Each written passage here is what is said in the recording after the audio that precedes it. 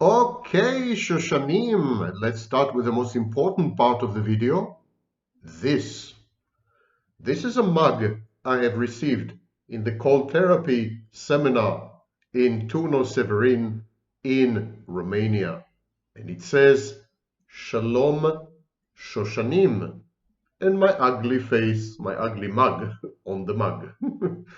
Okay, enough with the nonsense, Vaknin. Onward, Jewish soldiers. I'm Jewish. So, my name is Vaknin. I'm the author of Malignant Self-Love, Narcissism Revisited, the groundbreaking Bible of Narcissism, and the book that coined the phrase narcissistic abuse. I'm also a professor of psychology in several universities. Yes, that's me.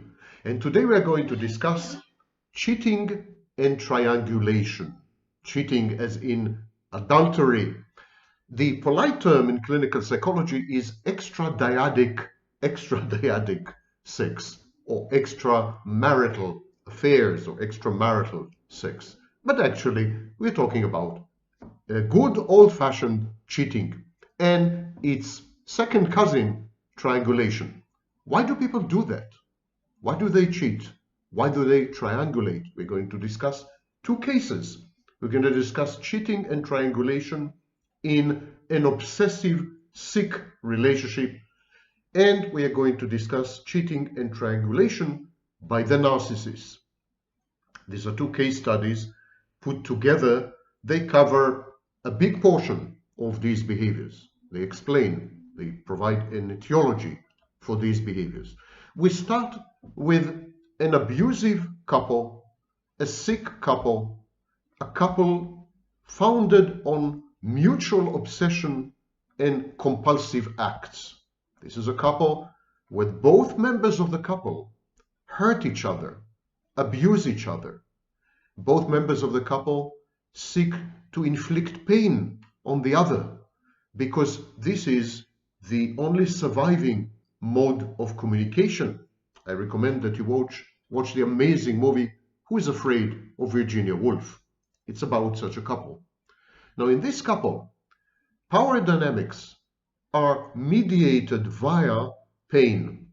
So, the members of the couple use hurt, use betrayal to actually communicate to each other their places in the hierarchy. And it's ever shifting. The partner who inflicts pain is on top, and the injured party, the party who is in pain, is at the bottom, and then it reverses via revenge dynamic. So we're going to discuss this kind of couple right now. You all know such couples.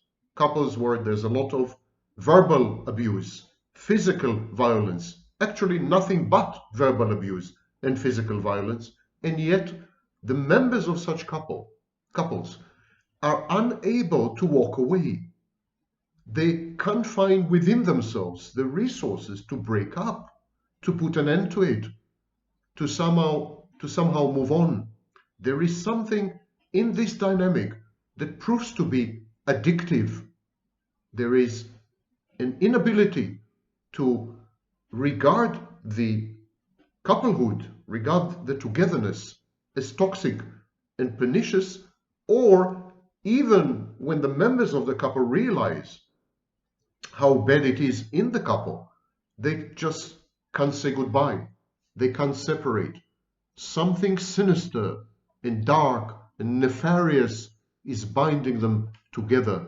Usually their pasts, wounds inflicted on them in the past, early childhood traumas.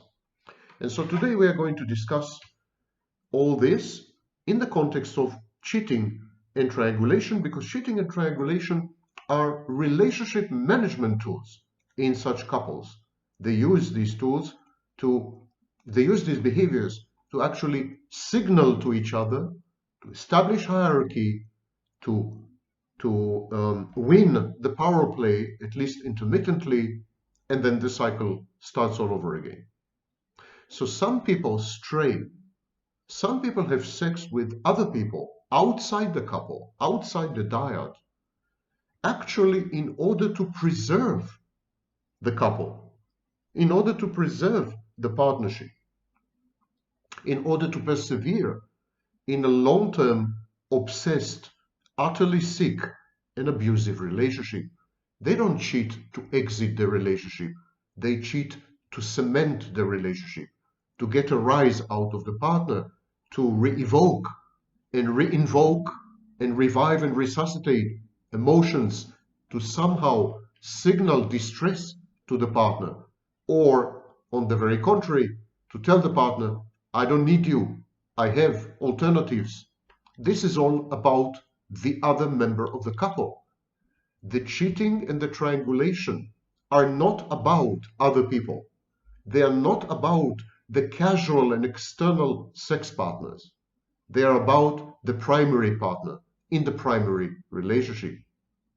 Extradyadic sex, cheating, in such couples usually happens in the wake of drinking, excessive drinking, or substance abuse. And it serves four functions. Number one, to exact revenge.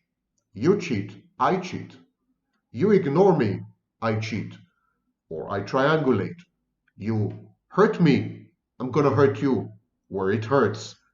I'm going to cheat on you, I'm going to triangulate with other people, and I'm going to make it ostentatious and visible. And if you miss the point, I'm going to communicate to you what I'm doing and what I've done in order to witness your agony.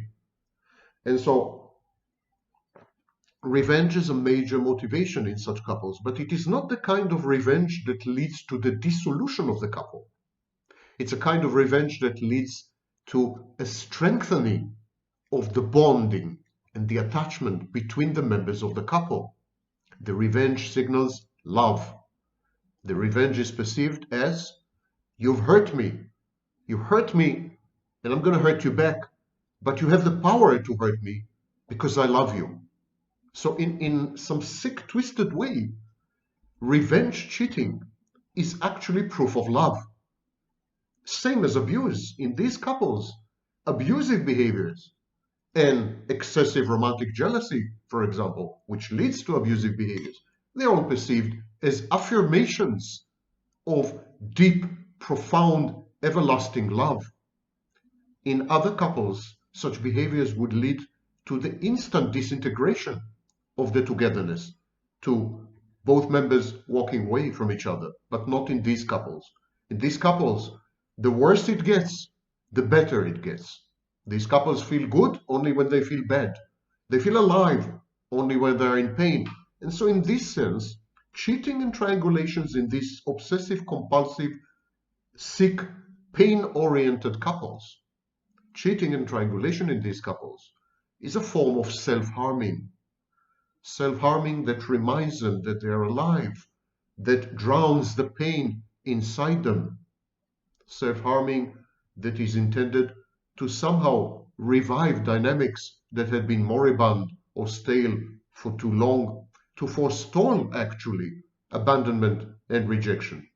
I have cheated on you, you have to reclaim me sexually and otherwise reclaim sex. And so revenge is the first motivation. The second motivation in such sick couples is to restore a power symmetry within the couple. Acts of cheating and triangulation, acts of betrayal, are perceived as one-upmanship. The party who betrays is on top because he has the power to inflict pain. So the other party, the injured party, the damaged party, the broken party, the suffering and writhing party, the agonizing party, that party has to restore the balance somehow. Somehow it has to reestablish, this party has to reestablish some symmetry within the relationship, a power distribution, a power matrix that is equitable. And so the only way to do this is to cheat and to triangulate. That's the second motivation. The third motivation is, of course, to cater to unmet emotional and sexual needs. In such couples, usually there is a deprivation of needs. There is a deficiency in fulfilling needs. And so the cheating and the triangulation are short-term fixes. It's like self-medication with the bodies of other people. And Once self-esteem had been boosted, attention had been given, compassion and affection have been afforded, there's no need for the external partners anymore. They are used and discarded. Now the cheating party, is ready to revert, to return to the primary sick relationship. And finally, and perhaps most importantly, the fourth reason people in such relationships cheat, such dysfunctional relationships, why people cheat and why people triangulate, is to affirm, to confirm, to buttress an internalized bad object.